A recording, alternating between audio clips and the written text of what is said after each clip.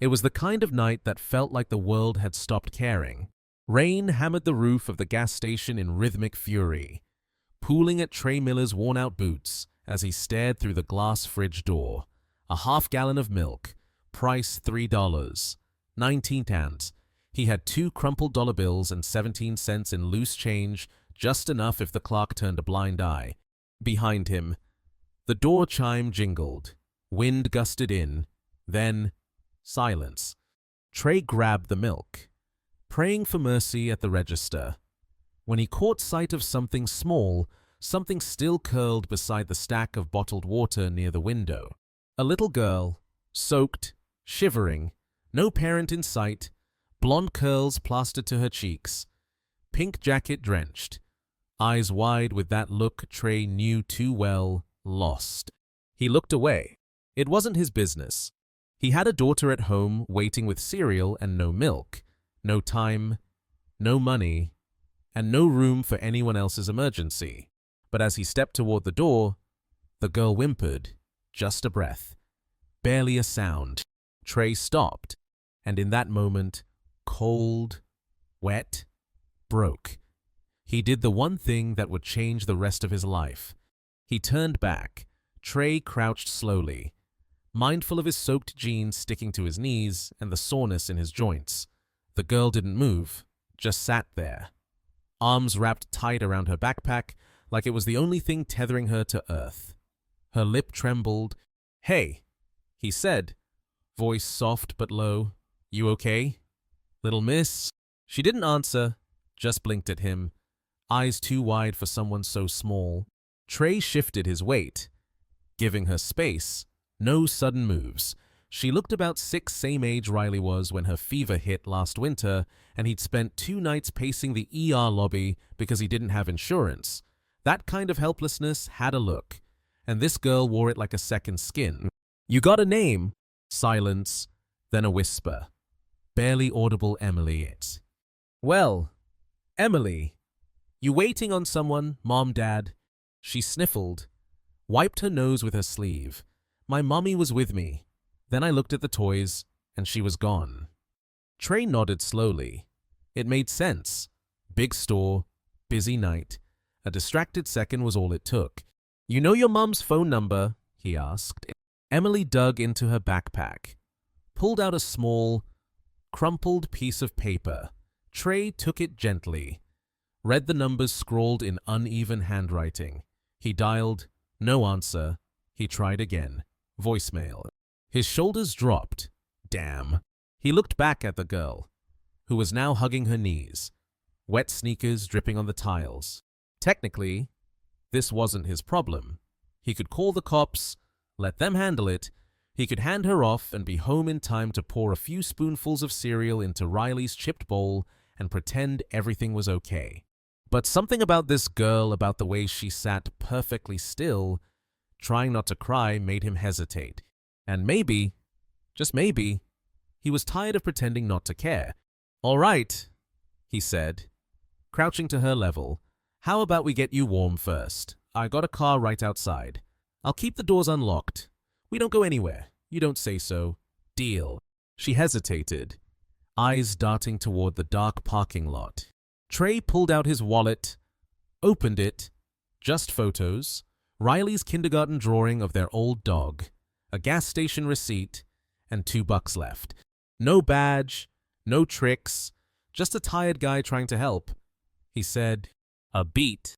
Then Emily nodded. The inside of Trey's truck smelled like wet fabric and long days. He turned on the heat, peeled off his soaked flannel, and draped it over Emily's shoulders. She sat in the passenger seat, quiet, hands curled beneath her chin. "I'm not a bad man," he said suddenly, eyes forward, voice low. "I know I might look rough, but I'd never hurt a kid." Emily didn't reply, but a moment later, she whispered, "My mommy always says not to talk to strangers." Trey smiled faintly. Smart mommy. He checked the address written beneath the phone number. It was across town, Upper Side, rich part.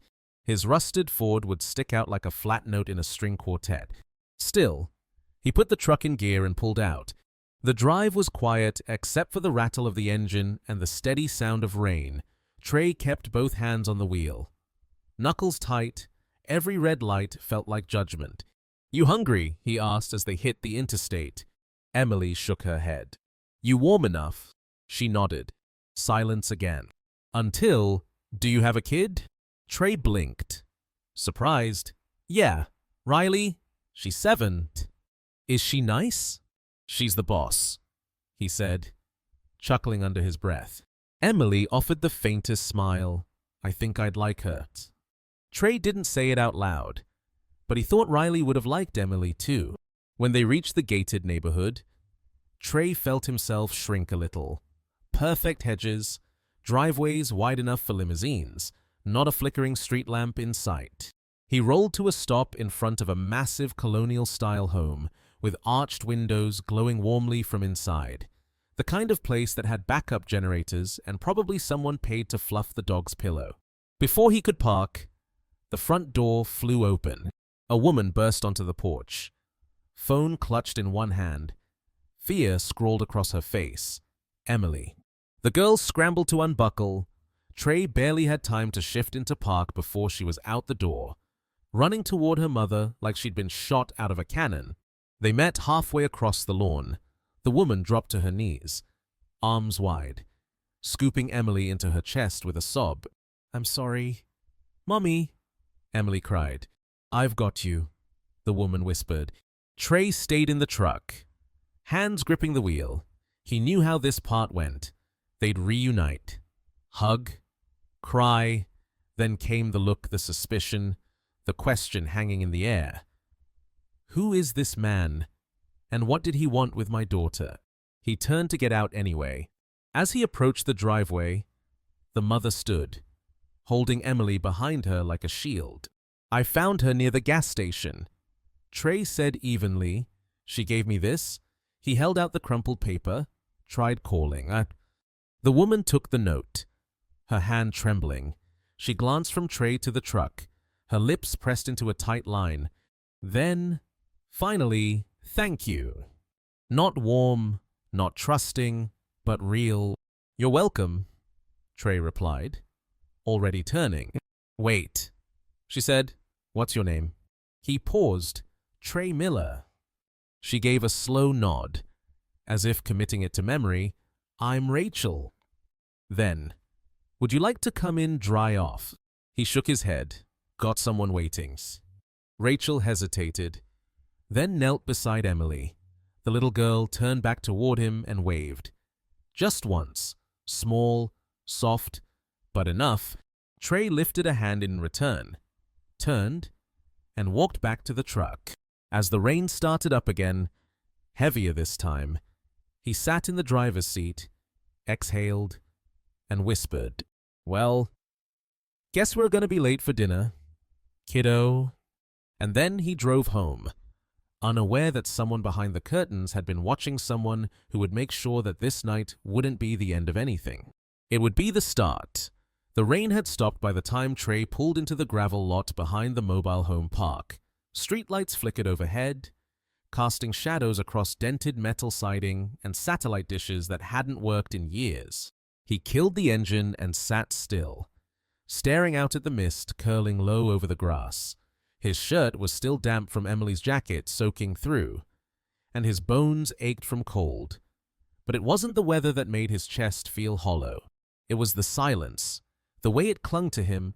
He stepped out, grocery bag in hand, a single half-gallon of milk swaying inside, and made his way to Unit 14.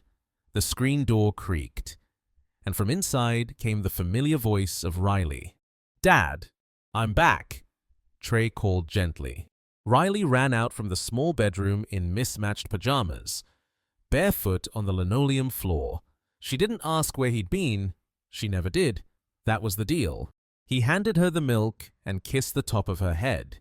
She smelled like crayons and dryer sheets, faint comfort in a world that rarely offered any. They ate in silence, a cracked bowl of cereal for her, nothing for him. He watched her chew, eyes fluttering with sleep. "You're late," she mumbled between bites. "Yeah." Did the store run out? Almost. Riley nodded, accepting the lie the way she accepted so many lately without question. Without protest, kids didn't need the whole truth, just enough to feel safe. She finished, rinsed the bowl like he'd taught her, and padded off to bed. Trey leaned back in the sagging kitchen chair, arms folded, staring at the ceiling. The trailer smelled like damp carpet and old hopes. He used to have a life, a house, a wife, health insurance, steady paychecks, weekends at the lake. Then came the fire, not a metaphor, a real one, welding job on a faulty line. Explosion took out half a warehouse wall. Trey saved 2 co-workers. Walked out with second-degree burns across his shoulder and a back injury that still made him flinch when lifting anything over 50 pounds. He was a hero for 5 minutes. Then the company folded. No insurance payout, no compensation, and no backup plan. His wife, Sandra, left a month later, said she couldn't raise a child in a broken house with a broken man. That had been 3 years ago. Now it was just him and Riley. Trey took out the envelope from the drawer. Rent was due in 4 days. He had $87 left. He did the math like a ritual. Each time, the answer was the same: not enough. The last gig he had hauling busted HVAC units for a contractor was a one-off. No calls since. The work had dried up. So had his phone battery. He looked out the window.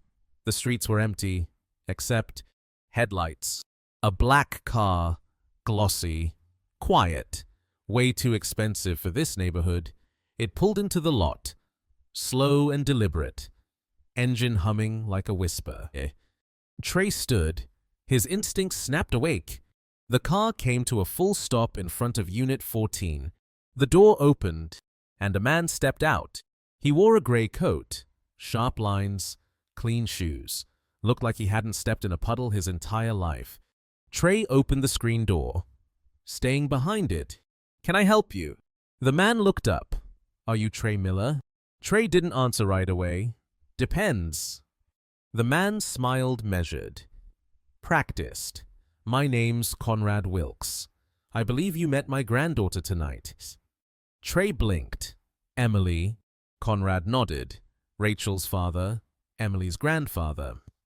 He held out a business card. The edges were gold-trimmed.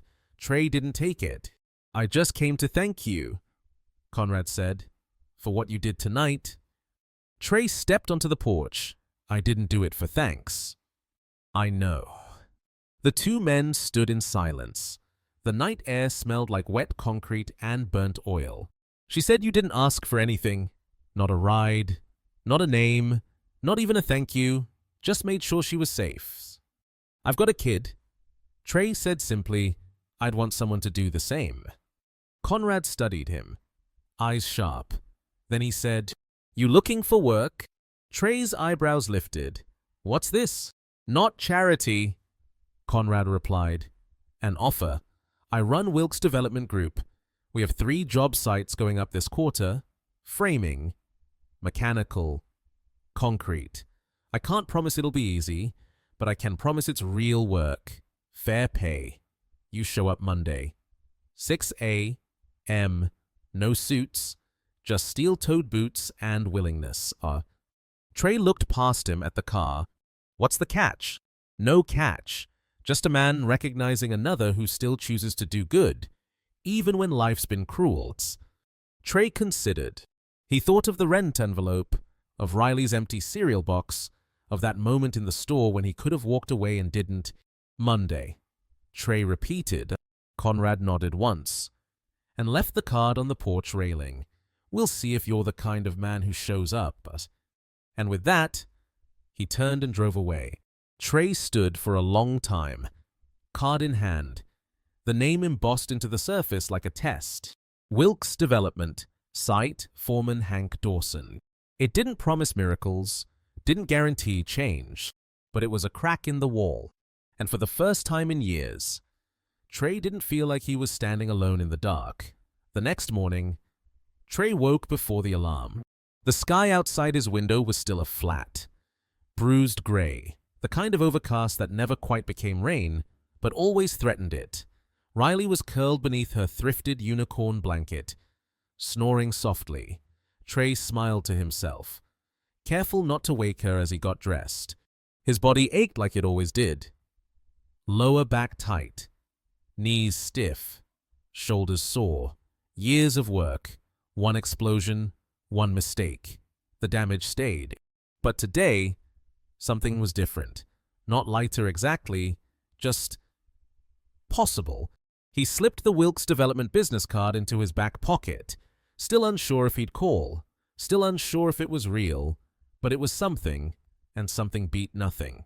He dropped Riley at school, same way he always did, hand in hers. A hug at the gate. The same quiet ache in his chest as she walked away, waving once before vanishing into the crowd of other kids with better shoes and packed lunches. Then, instead of heading straight back home, he drove across town, back to the place with manicured hedges and silent Teslas, where porch lights were decorative, not necessary. Back to the mansion where he'd returned Emily. He didn't really know why, curiosity maybe, or the itch of unfinished something. He parked a block away, far from the security cameras and suspicious glances. The house looked different in daylight, less like a dream, more like a fortress. White columns, black shutters, symmetry too perfect to be lived in. He was about to leave when the door opened, not Conrad this time. Rachel, the mother. She stepped onto the porch, coffee cup in hand, phone against her ear. She didn't see him at first, but then her eyes flicked toward the sidewalk, paused. Trey saw it, the recognition, followed by the hesitation. She said something into the phone, ended the call, and began walking down the steps. "You followed us." "No," Trey said calmly. "I was just—" He caught himself, shrugged. "I don't really know." Rachel didn't speak. Her dark hair was pulled into a low bun. A soft gray sweater draped over tailored slacks.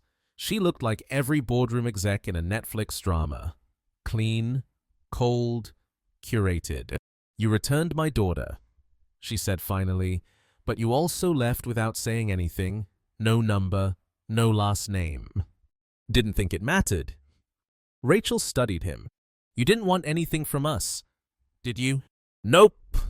That's rare." "I didn't do it to be rare." Something flickered in her eyes then, a crack in the armor. "I panicked," she admitted.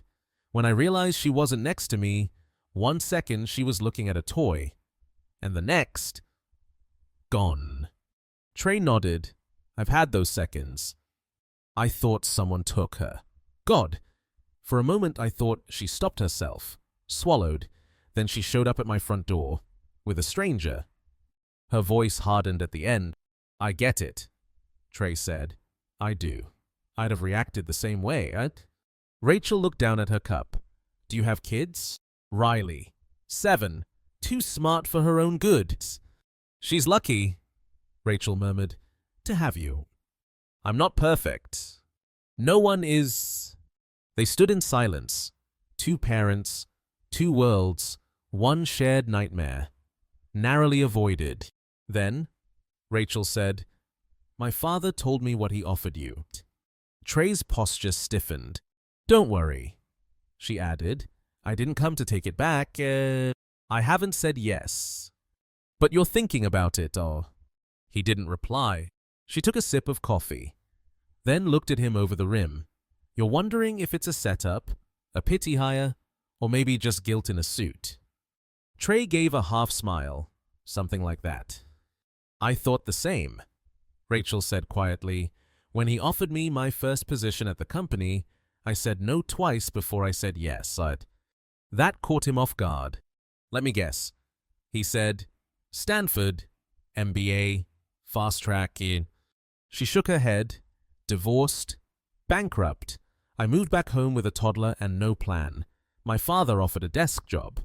I hated him for it. Thought he was fixing me like a broken lamp. Turned out, he was handing me tools." Trey looked at the porch behind her. "You built this." Rachel smiled faintly. "I'm still building."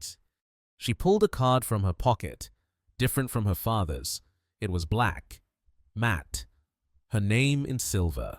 Rachel Wilkes, COO, Wilkes Development. If you show up Monday, she said, you won't be doing anyone a favor but yourself. Trey took the card. Still no promises, he asked. Just one. She looked him dead in the eye. We don't rescue people. We hire them. The rest, they have to do on their own. As she turned and climbed the stairs, Emily appeared at the doorway, her face lit up. Mr. Trey. Trey smiled. Hey there. Sunshine. She ran down the steps, threw her arms around his waist. Rachel didn't stop her, didn't pull her back, and that was how Trey knew something had changed.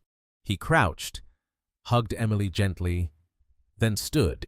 I'll see you around, he said. Rachel nodded. I hope so. And as Trey walked away, the fog that had followed him for years quiet, invisible, suffocating began to lift, just a little. The next 2 days passed in a fog of hesitation. Trey kept the 2 business cards, Conrad's and Rachel's, propped on the windowsill above the sink, right between a cracked mug and an unopened envelope from the electric company.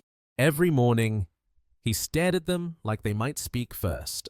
He didn't call, not because he didn't want to, but because life had trained him to distrust anything that looked too much like luck. Still, the offer itched at him. Even Riley noticed. You're quiet. Dad, she said over dinner that night. Macaroni and cheese? The boxed kind. Overcooked, but warm. Thinking, he said, about the job. Trey blinked. What job? She grinned. The one from the lady in the big house. You think I didn't hear you on the phone? He smiled back. Weakly. Yeah, that one. You should do it. Simple, certain, like 7-year-olds tend to be. Sunday evening. As dusk painted the trailer park in tired gold, Trey sat on the porch with a cold can of root beer. Riley was inside, coloring at the kitchen table. That's when he heard it. A low hum, polished, confident, not like the beat-up trucks or whining sedans that usually rolled through these lots. He turned. Same car, same sleek black paint, same quiet engine, same arrogance in its stillness. But this time, it wasn't Conrad. The driver's door opened, and out stepped a man in his 40s. No overcoat, no smiles, just a navy sport jacket and the kind of shoes that only touched clean floors. He looked like someone who'd never been told no in his life. Trey stood, not tense, but alert. The man approached with a practiced calm, hands loose at his sides. Mr. Miller. His voice was smooth, corporate smooth. Who's asking? Landon Easton. The man said, Chief of Operations, Wilkes Development Group, Ed. Trey raised an eyebrow. You people send a lot of suits for a framing gig. Landon chuckled once. No teeth. You're not wrong, but Mr. Wilkes asked me to personally confirm your attendance tomorrow morning. Trey crossed his arms. Why? Landon's smile didn't reach his eyes. Let's just say, this opportunity isn't on the public job board. It's reserved for candidates of a particular character. That right? Yes, the kind who return children in the pouring rain and don't ask for anything. Trey stared. So I'm a charity case. Landon blinked. Not at all. Think of this as a referral with weight, and he reached into his coat, pulled out a folded document, held it out. Trey didn't move. It's an NDA, Landon explained, non-disclosure agreement, standard for anyone who works near executive-level projects. Trey laughed under his breath. I'm not building a rocket. I'm hammering boards. Not quite, Landon said. You'll be working under our lead foreman at a private development site. The project's not public yet. We'd like it to stay that way. Trey took the paper slowly, scanned it, legal jargon, fine print, no obvious red flags, but that didn't mean they weren't hidden. This is a hell of a process for a guy with no college degree and a busted pickup. That's exactly why it matters. Landon said. His tone shifted less PR, more personal. You don't owe us anything, Mr. Miller, but if you're serious about building something real for yourself, for your daughter, then show up tomorrow, 6 all, sharp. If you don't, no hard feelings. We won't come knocking again. He offered a business card, different again, black on black, barely legible. Then he turned, walked back to the car, and drove off without another word. Trey stood on the porch long after the car had gone, fingers curling around the NDA like it might catch fire. He didn't like suits, didn't like paperwork, and sure as hell didn't like being handled. But damn if it didn't feel different. Not like pity, not even like charity, more like a test. And for the first time in a long time, he wasn't sure if he'd pass. That night, he sat on the floor beside Riley's bed, watching her sleep. She clutched her stuffed dog, legs tangled in the blankets, lips moving softly in some private dream.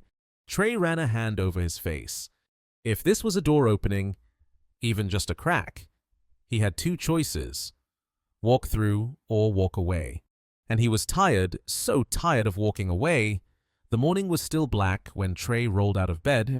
He moved in silence, dressing by feel-heavy jeans, thermal shirt, steel-toe boots. The mobile home creaked under his weight as he passed Riley's room. She was still asleep, curled around her stuffed dog like always. He paused at the doorway, watching her for a beat longer than usual.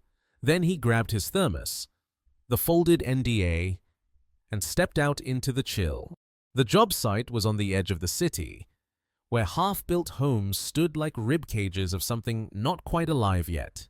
Dirt lots, wooden frames, stacks of insulation wrapped in plastic.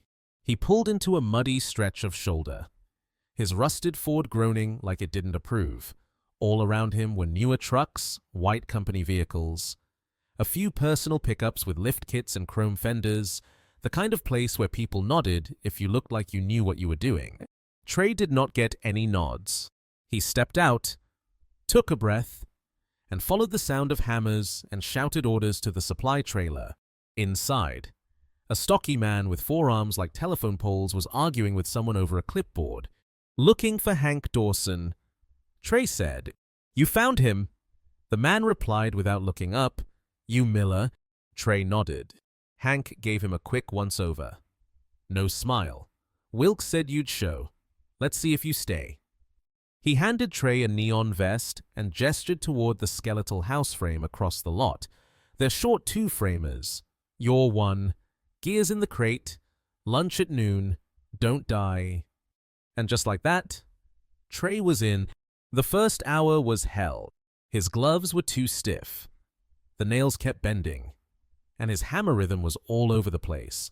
The guy beside him, a wiry man named Doug with nicotine breath and an attitude, grunted every time Trey made a mistake. You ever done this before? Doug asked. Trey wiped sweat from his brow. Used to weld, sheet metal, different tempo, different world. Doug muttered, try to keep up, but by 10 a.m., Trey's shirt was soaked, his back was screaming, and his right palm had blistered through the glove. But he kept swinging. At lunch, he sat alone on a concrete block, unwrapping a peanut butter sandwich Riley had made the night before. One slice was thicker than the other. She always forgot to spread evenly. It made him smile. From across the lot, Hank watched him, arms folded, didn't say a word. Trey didn't care. Silence. He could handle dismissal. 2. He'd been underestimated so long. It felt like home. The afternoon went smoother. His hands remembered more. His body moved better. Doug didn't grunt as much. By the time the foreman called it, the frame of the kitchen wall stood upright, square, and solid. Trey wiped the dust from his neck and looked at it. It wasn't much, but it stood. As he packed up his tools, Hank approached. Not bad, he said, not praise, just observation. Trey nodded. Appreciate it. You show up tomorrow. You need me. Wouldn't ask otherwise. Then yeah, I'll be here. Hank grunted. Try not to die. Back in the truck, Trey sat for a moment, engine idling. His hands were raw, his legs ached, but there was something else under the pain. Weight. Not the kind that crushed you. The kind that meant you were carrying something real again. That night, Riley greeted him at the door with a drawing. Stick figures on a construction site. One had big boots and a hard hat labeled Dad. He crouched down, pulled her into his arms, and whispered, "You nailed it." She giggled, "You too." And for the first time in years, Trey believed it. By the end of the first week, Trey's muscles screamed in ways he hadn't heard in years. His palms had hardened, blistered, then hardened again. His arms felt heavier every day, like gravity was playing favorites. But he showed up every morning, before dawn, boots laced tight, thermos in hand, hard hat on. He wasn't the best framer, not yet, but he was never late, never on his phone, never leaning when there was work to be done. And in a place like this, consistency meant everything. Doug. Cynical, sharp-tongued. Doug was the first to notice. "You don't quit," he muttered one morning, watching Trey haul 4 sheets of plywood without stopping. Trey shrugged. "Can't afford to." Doug smirked. "Yeah, but most people fold before day 3. Trey didn't respond. He didn't need to. Not everyone was warming up. Some of the older guys, those who had been on Wilkes's payroll for years, looked at Trey like he was an uninvited guest at their table, a test project, a sympathy hire. They didn't say it out loud, but he heard it in the silence after he walked by, felt it in the way tools weren't shared, in the way Hank barked instructions at him louder than the others. Make him earn it. That was the vibe. Fine. Trey had no problem earning. What he couldn't shake, though, was the feeling that he wasn't just working a job. He was on probation in a world where one mistake didn't just get you fired. It confirmed every suspicion. By the second week, Hank started giving him more complicated cuts. 16-foot rafters. "Double-check your math," the foreman growled. "You mess up, we waste lumber. You mess up twice, we waste time. We don't do either." Trey nodded and got to it. Measured twice, cut once. He stayed late that day, fixing someone else's crooked install. Didn't ask for credit, didn't say a word. The next morning, his coffee was waiting on the hood of his truck. No note, just a quiet acknowledgement. It was the closest thing to respect he'd had in years. He called Riley during his lunch breaks. "What's the job like?" she asked one afternoon. He laughed. "Imagine playing giant Legos in the sun while people yell at you." "Fun. Sometimes." "Do they like you?" "Doesn't matter," he said. "I'm not here to make friends." But the truth, it did matter. Not because he needed approval, but because every man on that site had something Trey wanted. A place. Friday came fast. As the crew wrapped up and loaded the trucks, Hank barked for Trey to stick around. "You know how to read blueprints?" he asked, lighting a cigarette. "Used to, not architect stuff, but layout and numbers." Hank exhaled smoke. "Wilkes wants to run a new team. Needs someone who listens more than he talks. You interested?" Trey blinked. "Lead?" "Not yet. Just shadow the next foreman for a few weeks. Learn the ropes. Could be more." Trey didn't answer right away. He looked out across the lot at the half-framed houses glowing under the evening sun. It wasn't a palace, but it was something he was building. That night, he told Riley during dinner. Her eyes went wide. "So you're the boss now?" He chuckled, more like the boss's assistant's assistant. "Still," she said, grinning, "you're leveling up." Trey smiled. She didn't know about the overdue water bill, or the car battery dying that morning, or the way he still flinched every time someone asked where he came from. But she saw something he didn't. Progress. Over the weekend, he returned to the supply trailer and helped Hank reorganize the tool inventory. No overtime, No pay. Hank grunted. You trying to impress me? Miller. No. Trey said, just tired of sitting still. Hank nodded. Good. Then, after a pause, Wilkes is watching. You know? Trey looked up. Conrad. Hank shook his head. The girl, Rachel, she asks about you every week. Trey stiffened. Why? Because her father bet on you, and she wants to know if that bet pays off. Trey didn't know what to say to that. He wasn't used to being watched. Not like this. Not by people hoping he'd win. Sunday night. He sat on the porch with Riley again. They shared a root beer. She curled beside him, wrapped in a blanket, head on his shoulder. Do you like it? She asked softly. The job? Yeah. He thought for a long time. It hurts, he said. But yeah, I think I do. Will we move? Maybe, not yet. Will we get a dog? He smiled, one thing at a time. In the silence, a breeze passed through the trees. For the first time, it didn't feel cold. It felt like motion, like something had finally started to shift. It started with the silence, not the cold kind, the judging, skeptical silence he'd felt in week 1. This was different. This was the silence of men who'd stopped watching, because they no longer needed to. They trusted him now.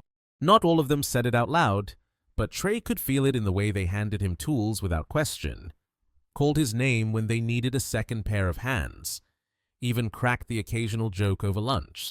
Doug slapped his shoulder one afternoon after a clean rafter cut. You're not terrible. Miller.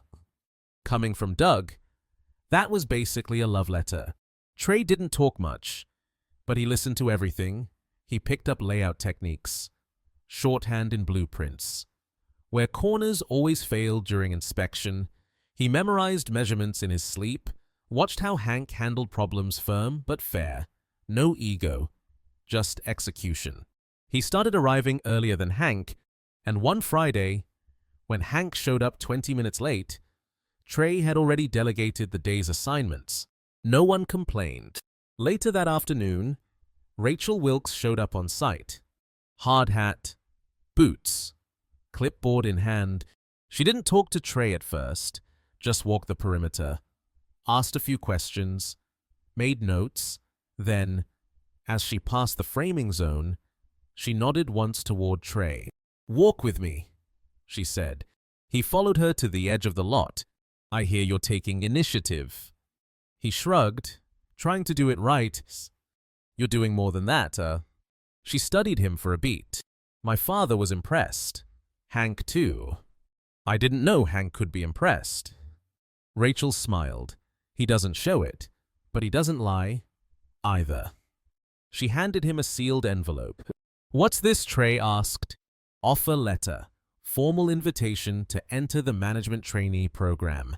Starts in 6 weeks. He stared at it, didn't open it. I'm not a manager, he said flatly. I'm a guy who needed a job. Rachel didn't flinch. That's exactly the kind of guy we want leading our teams. He looked out across the site, the beams, the scaffolding, the smell of sawdust and sweat. People won't follow someone like me. They already are, she said quietly. That night, Trey sat at the kitchen table.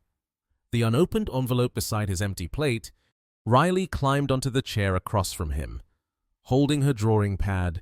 I made something, she said. She turned it around. A building, a tall one, with his name written across the top in shaky, oversized letters. Miller Building. Trey stared at it. She grinned. Because if you work hard enough, someday they'll put your name on stuff. His throat tightened. He reached for the envelope, finally tore it open. Inside was a contract, a real one. Real pay, health benefits, leadership training, a future. He looked at his daughter again, and for the first time, he didn't wonder if he was enough.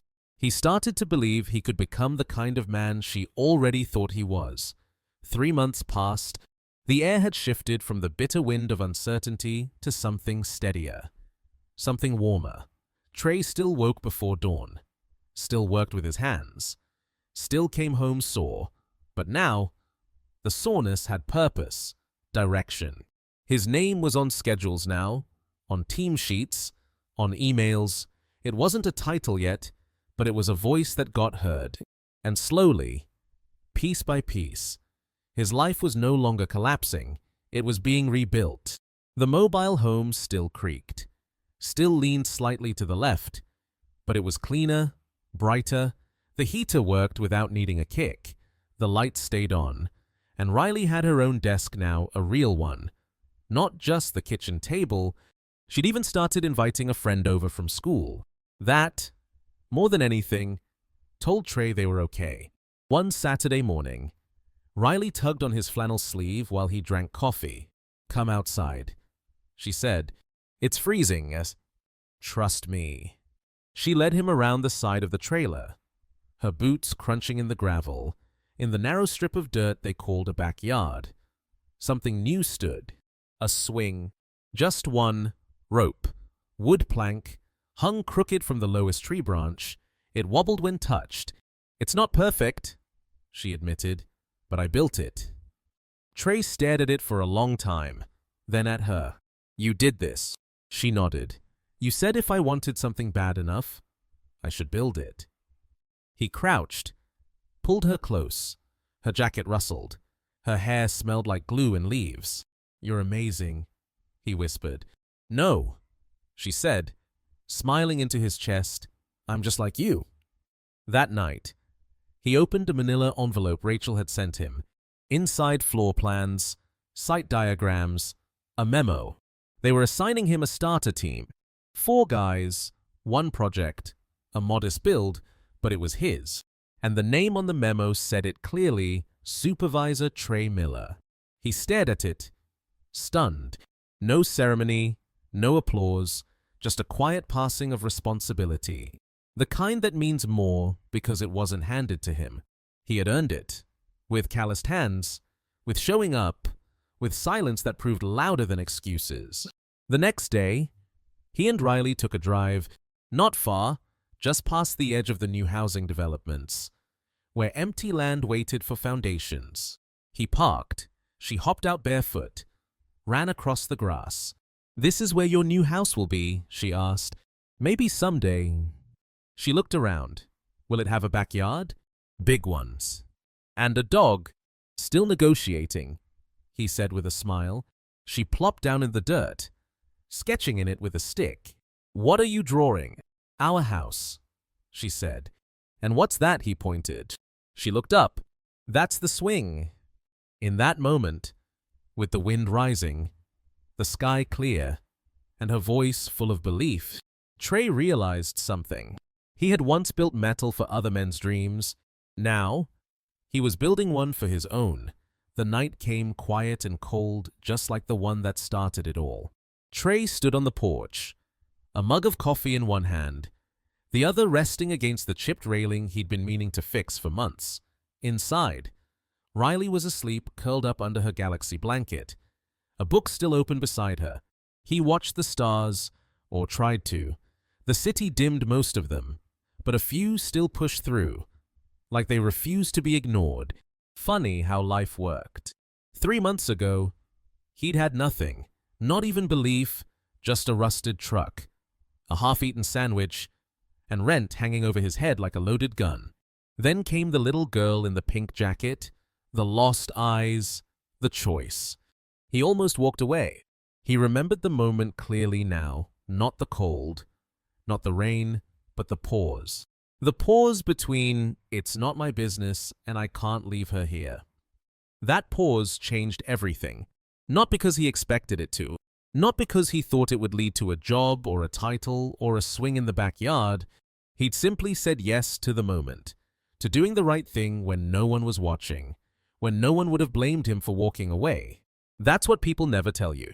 It's not the big decisions that change your life. It's the small ones. The ones that come quietly, that don't look like doors until you've already stepped through them. Behind him, the floor creaked. Tiny footsteps. Dad Riley's voice. "Sleepy, you okay?" He turned, smiled. Yeah, baby, just thinking. About work. No, about stars. She stepped beside him, barefoot, hair a wild mess of curls. There's not many, she said. There's enough. She leaned against him, small and warm and safe. And as they stood there, side by side, Trey realized this wasn't a reward. It wasn't luck. It was the result of a quiet decision made on a forgotten street corner when no one clapped and no one promised anything. Just a man, a moment, a choice, one small yes, and everything after